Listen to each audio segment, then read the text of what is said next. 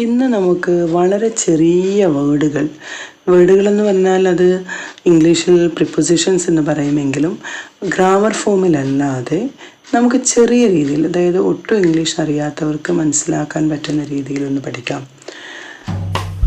Okay dear friends, welcome to a new class from English with SC. സമയത്തെയും തീയതിയെയും കുറിക്കുവാനായി നമുക്ക് അറ്റ് എന്ന് പറയുന്ന ഒരു ടേം ഉപയോഗിക്കാം. നമ്മൾ എന്തെങ്കിലും പറയുന്നതിൻ്റെ കൂടെ അറ്റ് എ ടൈം എന്ന് പറഞ്ഞാൽ ഒരു സമയത്ത്, എന്നാൽ അറ്റ് 4 o'clock എന്ന് പറഞ്ഞാലോ 4 മണിക്ക്, അറ്റ് നൂൺ ഉച്ചയ്ക്ക്, അറ്റ് മിഡ് നൈറ്റ് അർദ്ധരാത്രിക്ക്, അറ്റ് നൈറ്റ് രാത്രിയിൽ, അറ്റ് ക്രിസ്മസിന്. അപ്പോൾ നമ്മളെപ്പോഴും പറയുന്നതാണ് ഈ വാക്കുകളല്ലേ. അറ്റ് എ ടൈം ഒരു സമയത്ത്, അറ്റ് 4 o'clock 4 മണിക്ക്, അറ്റ് നൂൺ ഉച്ചയ്ക്ക്, അറ്റ് നൈറ്റ് രാത്രിയിൽ, അറ്റ് ക്രിസ്മസിന്. എന്നാൽ ദിവസങ്ങളും തീയതികളും ഒക്കെ വരുമ്പം അതിനു മുമ്പിൽ നമ്മൾ ഉപയോഗിക്കേണ്ടത് ഓണാണ്. സമയത്തെയും തീയതിയൊക്കെ സംബന്ധിക്കുമ്പം അറ്റ്, ഇന്ന്, ഓണ് ഇവ 3 ഉപയോഗിക്കുമെങ്കിൽ ആദ്യം നമ്മൾ ക്ലിപ്തമായിട്ടുള്ള സമയങ്ങളെ കുറിക്കുന്നിടത്താണ് അറ്റ് ഉപയോഗിച്ചത്. എന്നാൽ ദിവസങ്ങളും തീയതികളും ഒക്കെ വരുമ്പോൾ അവിടെ നമ്മൾ ഓണാണ് ചേർക്കുന്നത്. ഒരു ദിവസം ഓൺ എ ഡേ, ഞായറാഴ്ച ഓൺ സൺഡേ, ജൂൺ 1-ാം തീയതി ഓൺ ജൂൺ 1st, സ്വാതന്ത്ര്യദിനത്തിന് ഓൺ ഇൻഡിപെൻഡൻസ് ഡേ. ഓക്കെ, ഒരു ദിവസം ഓൺ എ ഡേ, ഒരു ഞായറാഴ്ച എന്നാണെങ്കിൽ ഓൺ സൺഡേ, ജൂൺ 1-ാം തീയതി ഓൺ ജൂൺ 1st, സ്വാതന്ത്ര്യദിനത്തിന് ഓൺ ഇൻഡിപെൻഡൻസ് ഡേ. എന്നാൽ വർഷം, മാസം, കാലയളവ്, സമയദൈർഘ്യം ഇവക്കൊക്കെ മുമ്പിൽ ഏതാണെന്നറിയോ, ഇന്നാണ് ചേർക്കുന്നത്. ഓക്കെ, ഇപ്പം നമ്മൾ പറഞ്ഞ ക്ലിപ്ത സമയങ്ങളാണെങ്കിൽ 4 മണിക്ക്, ഉച്ചയ്ക്ക്, അർദ്ധരാത്രിക്ക് എന്നൊക്കെ പറയുകയാണെങ്കിൽ അറ്റാണ്. എന്നാൽ ദിവസങ്ങളും തീയതികളും വരുമ്പോൾ ഓണാണ്. പക്ഷേ വർഷവും മാസവും കാലവും ഒക്കെ പറയുമ്പോൾ ഏതാണ്, ഇന്നാണ്. അതിന് എക്സാമ്പിൾ എന്താണെന്നറിയോ, ഇൻ 1985, 1985 എന്ന് പറയുമ്പോൾ ഇൻ 1985. എന്നാൽ ഡിസംബറിൽ എന്ന് പറയുമ്പോൾ ഇൻ ഡിസംബർ. വേനൽക്കാലത്ത് എന്നാണെങ്കിൽ ഇൻ സമ്മർ.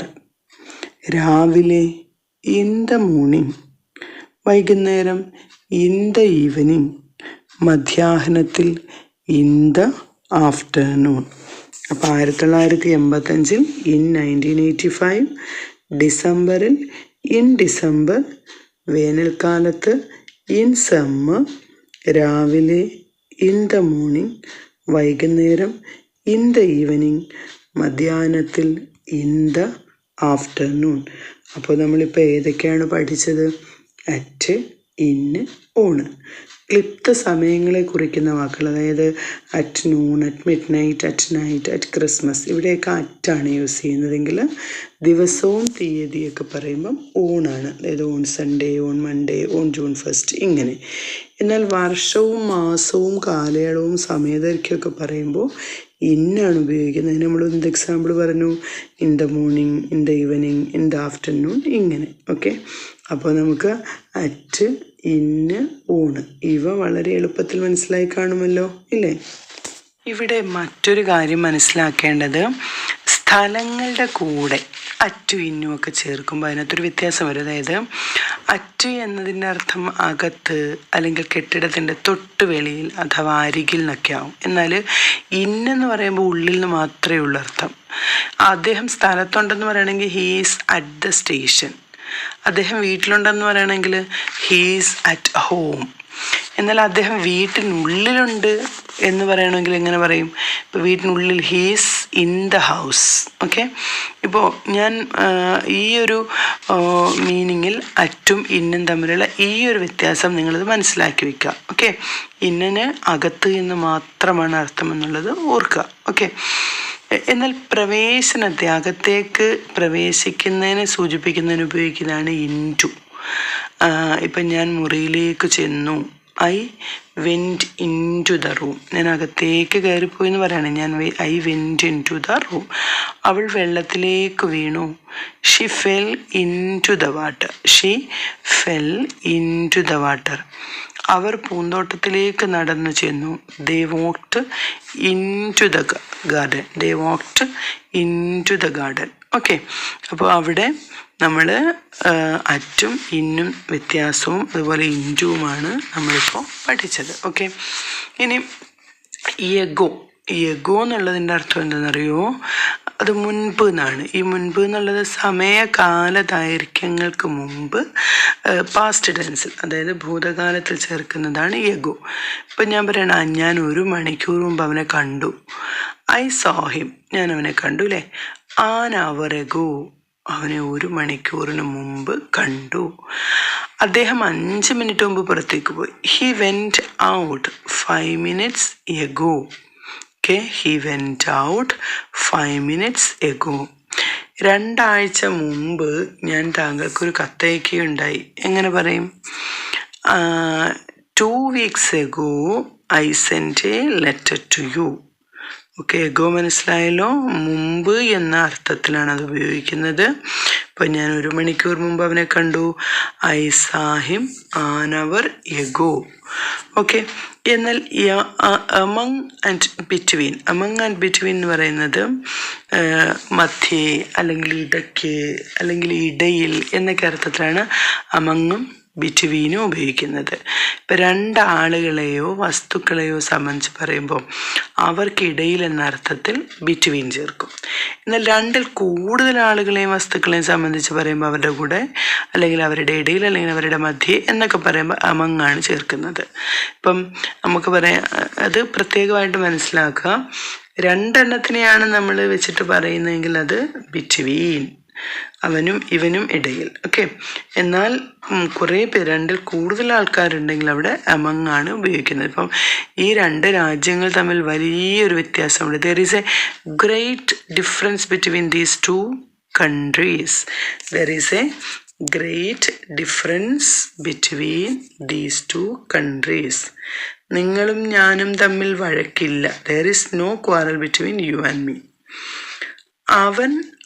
അവൻ കൂട്ടുകാരുടെ മധ്യേ നിൽക്കുകയായിരുന്നു. He was standing among friends. He was standing among friends.